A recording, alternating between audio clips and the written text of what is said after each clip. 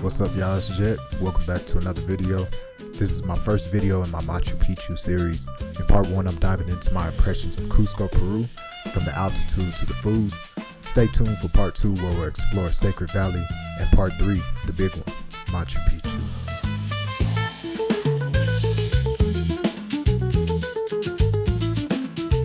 So I'm flying out of Medellin, Colombia, because I'm currently living there.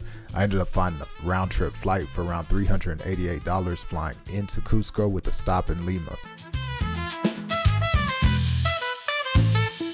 Now, one of the major things that is different about Lima and Cusco, you can just kind of tell when you're driving around the city. Lima is definitely more of the urban area. Cusco is definitely an older town, and when you're driving in the streets, you can definitely see the difference between the type of people, type of cars, and just the things that are going on in both of the cities. You're gonna see dogs walking everywhere, like they are all over the place. Another thing too about Cusco is when you're driving around, you're gonna look at the buildings and see that most of them are like unfinished. They got rebar sticking out the top. Our Uber driver was telling us a bunch of information about the city. Los platos más típicos peruanos. Ah, okay. Ahí si quieres tomamos una foto. Yeah, toma una foto. Sí. Yeah, so after he dropped us off and gave us some information, we were at the hotel.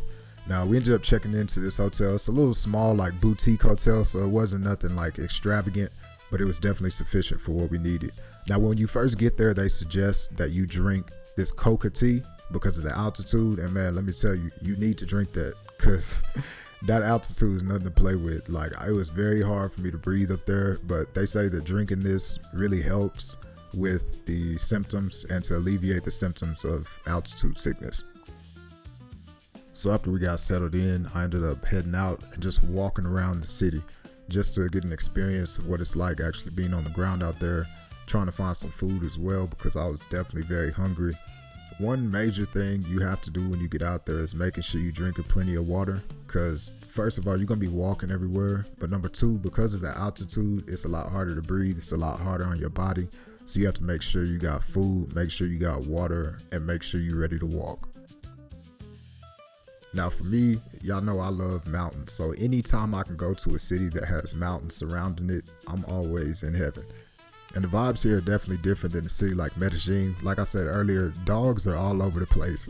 So you'll walk around, no matter where you go, you'll have dogs just coming up to you. But you can see like just kind of the town, it has like an older feel. The roads are made of cobblestone. So when you walking around, like you have to make sure you got steady foot placement because sometimes I don't know, like the rocks in the road, like you could slip off with your ankle or something. I did that multiple times. So after we walked for a while, we found this spot called Mardu. It's a good spot. They serve like pizza and different things. And so the prices were pretty good. Now, obviously it's not going to be as cheap as a regular Peruvian restaurant away from tourist area, but for tourist prices, this was pretty cheap. They lied on Google Maps. They put a fake picture up of a restaurant that is not this restaurant, but the reviews were good, so we came anyway, right? We're here now. Wow. Pizza. 10 out of 10. And I never give 10s. 11 out of 10. I never give 10s. 10 out of 10. 10 out of 10. Yeah, so later on that night, we ended up going to get some more food. We ended up having the lomo de alpaca and some chicken. So the food overall in Cusco was great. I have no complaints. It had lots of seasoning, lots of spices, tasted good. Yeah, so after we ate, ended up walking around the city some more. And like I was saying earlier, this is a high altitude city and they're on a mountain edge. So when you walking in the streets, you're going to be walking uphill a lot of the time. So you have to make sure that you are hydrated, make sure that you are capable of handling this type of walking. So one of the main things that you'll notice when you're walking around Cusco, there are a lot of locals there, but it is a very tourist heavy town because this is where everybody flies into in order to get to Machu Picchu, even though Machu Picchu is still like another 2 hours away from here. And because this city is so high up, a lot of times you're not going to have to deal with mosquitoes or things of that nature up here at this city. But when you get ready to go to Machu Picchu and you go into a town called Agua Caliente, man, they will tear you up. Este es en crema, en spray. Este tiene 30, el más alto que podemos usar en este país. Okay. Para reusarlo un promedio de cada 4 horas. Okay. Este es crema. Este es crema, este es Sprite. Le cuesta 29 soles cualquiera de los dos. So because we were heading to Machu Picchu the next day, we went ahead and got a bottle of this insect repellent. And little did I know, if you do not put this insect repellent on, you're going to regret it in a few days because your skin is going to be swelling up from these bites. Trust me, I know. I should have put more on.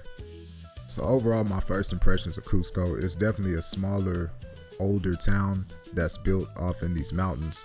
It's probably not a town that you want to go back and see multiple times, but it is a town that you have to go into if you're trying to go see Machu Picchu or any of the other Inca ruins. As a pit stop city, it's definitely cool to walk around and explore, but like I said, my main purpose for coming to Peru is coming up right here in these next episodes I have. So the next episodes, I'm going to take you into Sacred Valley, which is the valley that's leading up to Machu Picchu. We'll take a look at the salt mines and the different Inca ruins that they have in the area. We'll spend time with some animals like some alpacas, guinea pigs, and learn how the locals use these animals for food and also for clothing. And we'll have an opportunity to learn more about the Inca culture and how all of this came to be. That's all I got for this one. Like I said, this is a 3-part series where I'll have other videos going over Sacred Valley and Machu Picchu. Make sure you like, make sure you subscribe, share this video with anybody who is interested in learning more about Peru or learning about the cost of things in Peru. All right, y'all, I'm out. Catch you in the next one.